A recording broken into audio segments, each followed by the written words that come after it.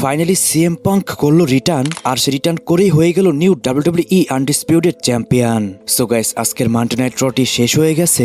কি হলো আজকের মানডে নাইট রতে সমস্ত কিছুই থাকবে আজকের এই ভিডিওতে। আজকের মানডে নাইট র শুরুতে আমরা দেখতে পাই সেমি জেন তার কার নিয়ে এন্ট্রি করে। সে যখনই এরিনার মধ্যে আসে তখনই তার সাথে দেখা হয় কোডি রোডসের। সেমি জেন, কোডি রোডস তারা দুইজনই একে অপরের সাথে কথা বলছিল তাদের ম্যাচ সম্পর্কে, কারণ আমরা সবাই জানি আজকের মানডে নাইট রতে কিন্তু সেমি জেন ভার্সেস কোডি রোডসের মধ্যে ডাব্লিউডাব্লিউই আনডিসপিউটেড চ্যাম্পিয়নশিপ ম্যাচ রয়েছে। তাদের মধ্যে যখনই সেখানে প্রোমো ওয়ার চলছিল তখনই পিছন দিক থেকে আসে গন্থার এসে কিন্তু কোডি রোডসকে অ্যাটাক করে দেয়। গন্থার কোডি রোডসকে একটি টেবিলের উপর পাওয়ার বম হিট করে, আর গাইস এর মাধ্যমে কিন্তু কোডি রোডসকে একদমই গন্থার ডিস্ট্রয় করে দেয়। কোডি রোডসকে অ্যাটাক করার পরে গন্থার সেমি জেনকে বলে, তোমার আর প্রবলেম নয় কোডি রোডস, তোমার এখন থেকে বড় প্রবলেম হচ্ছে আমি। আর গাইস এখান থেকে কিন্তু এই জিনিসটা মোটামুটি ক্লিয়ার ছিল, আজকের মানডে নাইট রতে ফাইট করতে পারবে না কোডি রোডস। তারপর সেথ রোলিন্স রিং এ আসে। সেথ রোলিন্স রিং এ আসার পরে কিন্তু শিকাগোর অডিয়েন্সরা সেখানে সিএম পাঙ্কের চ্যান্ট করছিল। সেথ রোলিন্স বলে, এখানে সিএম পাঙ্কের চ্যান্ট করে লাভ নেই, আমার এখন সম্পূর্ণ ফোকাস রমান রেঞ্জের উপর, কারণ তার কাছ থেকে আমার ওয়ার্ল্ড হেভিওয়েট টাইটেল নিতে হবে, যে টাইটেলটি আমি কখনোই হারিনি। সবাই রমান রেঞ্জকে ভালোবাসে, কিন্তু সে তো আজকের মানডে নাইট রতেই নেই। রমান রেঞ্জ আগে থেকেই এমন করে আসছে সবার সাথে, তারপরও সে সবসময় ডাব্লিউডাব্লিউই কোম্পানির অনেক পছন্দের একজন মানুষ। দ্য শিল্ড আমরা তিনজন মিলে শুরু করেছিলাম, কিন্তু কোম্পানির ফেভার সবসময় ছিল রমান রেঞ্জের উপর। যদিও বা সে প্রোমো কাট করতে পারে না, তারপরও কোম্পানি থেকে অনেক বেশি পছন্দ করে সবসময়ই। আমি যখন বাচ্চা ছিলাম তখন আমি সবসময় চাইতাম এই ডাব্লিউডাব্লিউই কোম্পানির আমি ফেস হব। আমি শিল্ড ভেঙেছিলাম কারণ আমি রমান রেঞ্জের কাছাকাছি থাকতে চেয়েছিলাম। আমি সবসময় রমান রেঞ্জের লেভেলে থাকতে চেয়েছি, আর রমান রেঞ্জ এখন পর্যন্ত যা যা অ্যাচিভ করেছে সবকিছুই আমি অ্যাচিভ করতে চেয়েছি। কিছুদিন আগে রমান রেঞ্জ বলেছে আমি 10 গুণ কম কাজ করি এবং কি 10 গুণ বেশি ইনকাম করি।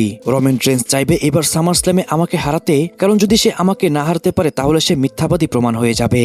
আর আমিও তাকে হারাতে চাইবো, কারণ এর মাধ্যমে আমি আবারও নিজেকে প্রমাণ করতে পারবো। আর গাইস তখনই সেখানে চলে আসে এলএ নাইট। এলএ নাইট সেখানে এসে রমান রেঞ্জ এবং কি সেথ রোলিন্স দুইজনকে নিয়ে কথা বলতে শুরু করে।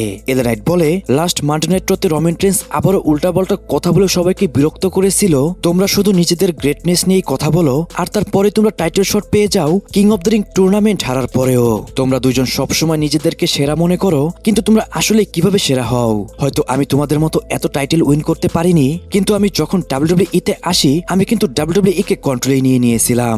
বাট এতে তোমাদের সহ্য হয়নি, ব্লাড লাইন এবং কি ফিউশন মিলে আমাকে টেক ডাউন করেছে। তোমরা দুজন আবারও চাও আমাকে চাপা দিতে, বাট এবার আর তোমরা এটা করতে পারবে না।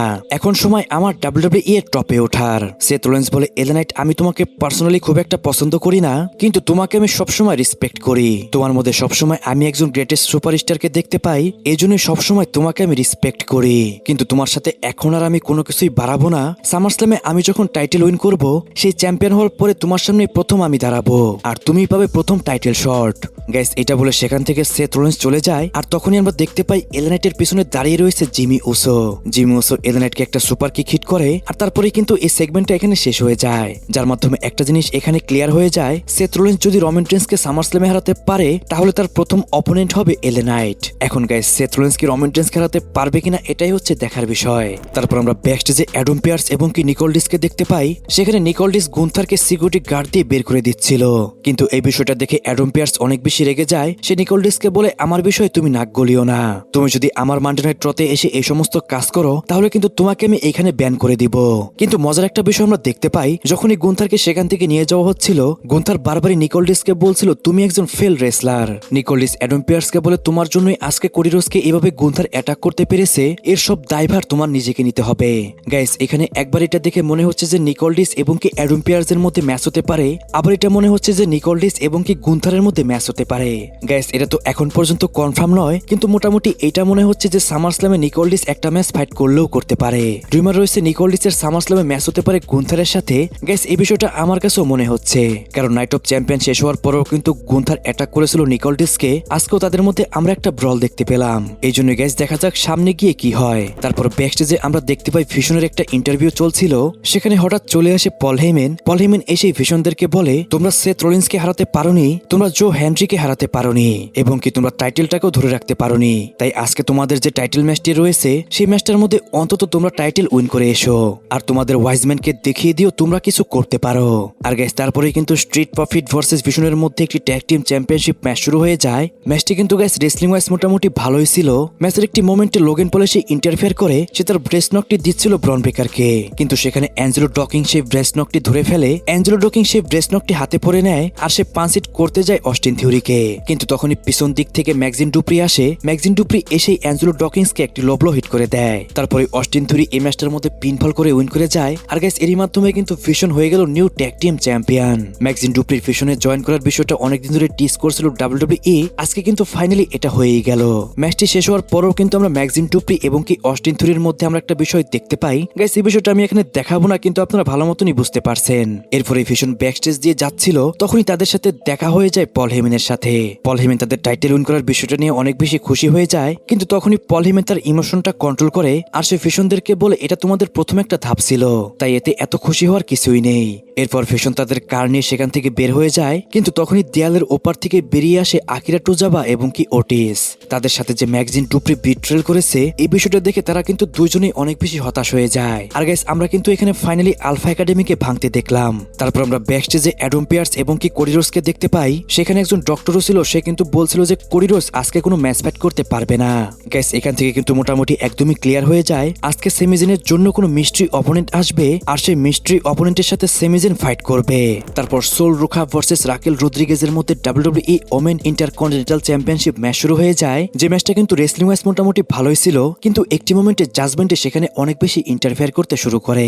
তখনই সেখানে ইয়োস্কাই চলে আসে। ইয়োস্কাই এসে রক্সিন পেরেস এবং কি লিভ মর্গানকে ডিস্ট্রয় করে দেয়। আর তখনই সোল রুখা তার ফিনিশার হিট করে এবং কি সে এই ম্যাচটার মধ্যে উইন করে যায়। আর গাইস এরই মাধ্যমে কিন্তু সোল রুখা তার টাইটেলকে ডিফেন্স করে নিল। তারপর পল হেমেন রিংয়ে আসে। পল হেমেন রিংয়ে এসেই বলে আমি আজকে এখানে এসেছি ওবাফেমিকে নিয়ে কথা বলতে। ওবাফেমি এমন ভাবে হেঁটে আসে যেন সে এই জায়গার মালিক, কিন্তু আসলে সে এটা নয়। তার একটু নম্র হওয়া উচিত।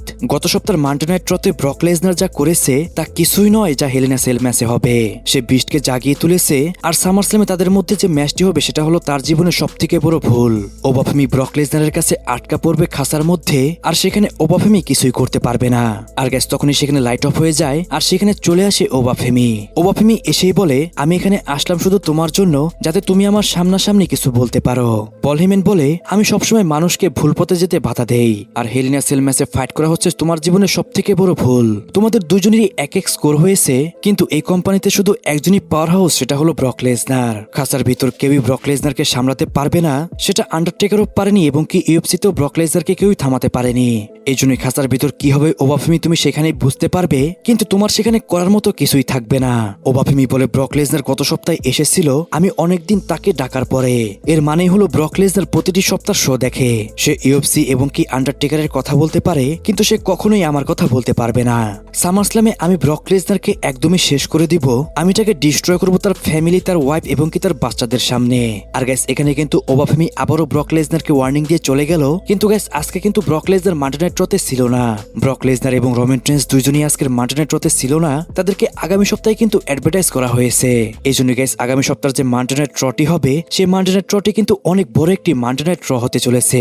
তারপর আমরা ব্যাকস্টেজের সেমিজেনের একটি ইন্টারভিউ দেখতে পাই। সেখানে ইন্টারভিউয়ার সেমিজেনকে বলে কোরিরোস ম্যাচ ফাইট করার জন্য রেডি নয়। এটা শুনে সেমিজেন একটু খুশি হয়ে যায়, কিন্তু তখনই সেখানে অ্যাডম পিয়ার্স চলে আসে। অ্যাডম পিয়ার্স এসে বলে সেমিজেন তোমার এখানে খুশি হওয়ার মতো কিছুই নেই, কারণ আমি যেহেতু বলেছি তোমার আজকে টাইটেল ডিফেন্স হবে, সেই ম্যাচটা তো হতেই হবে।